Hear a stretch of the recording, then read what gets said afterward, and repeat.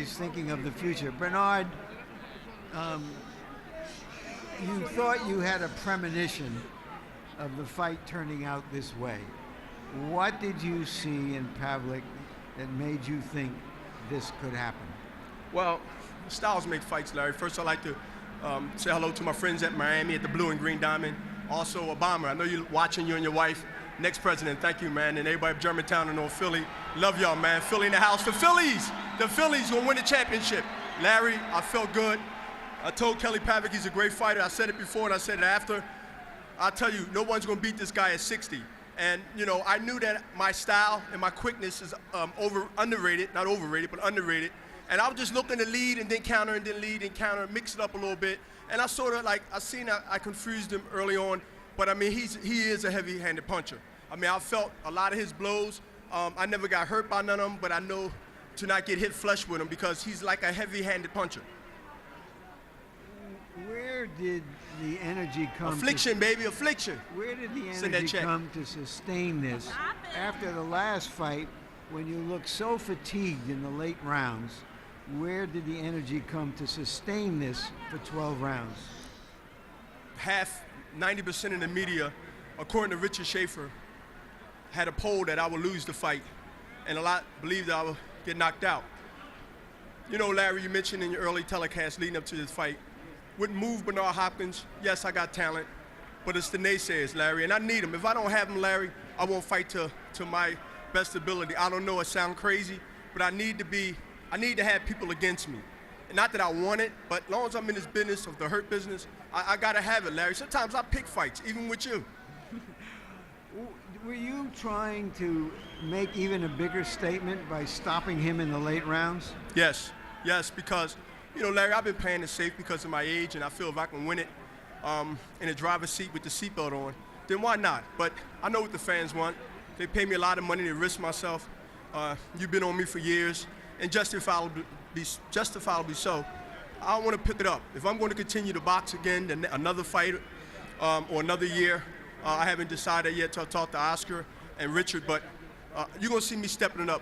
I promise you, Larry, whoever I fight now, I'm going for the knockout. I don't know what round, but I'm going to try at the end, and I want to display it tonight, and I think I came close to doing it, but he's tough, and I give Kelly Pavlik all the credit. His people from Youngstown, they got a great champion, and they shouldn't be upset at him. They should be proud of him. Does all this mean that you're rooting for Roy Jones to beat Calzaghe next month, setting up a fight that's been a decade overdue? Well, before you leave this earth and before Jim Lampley leave this earth and Emmanuel Stewart, that will be a dream fight for me. I will fight Roy. I will go to England.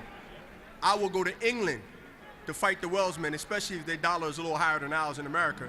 I will go to England. So either one of those guys, Larry, I'm willing to fight, but Roy would be huge.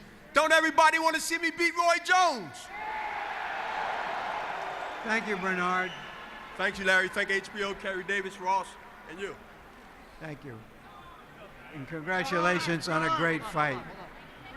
Kelly, it looked like you were having problems with him in the first round and it never changed. You tell us why you couldn't deal with this old guy. First of all, he didn't fight like he was old. He had the movement and everything else, but, you know, I just couldn't get off tonight. I mean, with his movement, just, I don't know, like, I throw my jabs, my right hand, something was not ticking. I'm not making no excuses. The guy fought good and he gave me a lesson. Could it have been the weight? There are observers in this game who thought that once you started putting on weight, you would not be as quick or as strong over bigger fighters. I don't know. That could be a possibility, Larry. I really don't know. I was gonna say I didn't feel like me in there tonight. I felt like a sub-novice fighter in there tonight. Just everything. I mean, I couldn't even move. When I tried to turn southpaw and flick my right hand out, 99% of fighters that works on tonight, I just couldn't get it going. What was the lesson you learned that you just referred to? Yeah, I can't get myself in shape. I mean, I wasn't a bit winded at all throughout that fight. I mean, not one time was I tired. Just a lesson of, you know, go back to the drawing board and work on fighters that have lateral movement or something, you know. Can you change your style, and why should you? Or is this just a unique circumstance against a special fighter? I think it was a unique circumstance against a special fighter. And another thing is, we spar guys that are real fast and slick like that. And I don't have that problem. I don't know what it was tonight, Larry. Like I'm saying, it's not an excuse. I mean, guy went out there and he did what he had to do, but it just wasn't me. I couldn't get off the way I want to. Was there too much focus on your having to look good or dominate him or even knock him out? I don't know. I think it was looking good. I think I was worried about that, but as the fight goes on, you throw it out the window. Then when you're behind on the scorecards, you just start going for the rounds, So that was tossed out the window after the third round. We just tried going in there and keeping the punch rate up, but like I said, I couldn't even get off. I mean, even on the inside when we were clenched, I didn't have the energy to punch. Will you be happy to return to 160?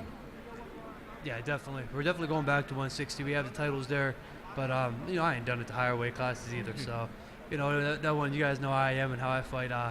It was one loss in 35 fights against a lot of great fighters. I mean, who knows what the situation was, but that's only one loss. A lot of these great time fighters have 5 or 6 losses.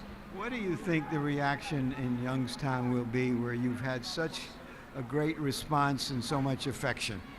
I don't know. I mean, it's one loss. We come back. We still got the titles. We'll see, though. I have faith in them. They're great fans, best fans in the world, and we'll be back. This ain't nothing. Thank you very much, Kelly. Jim? All right, Kelly Pavlik seemingly bewildered.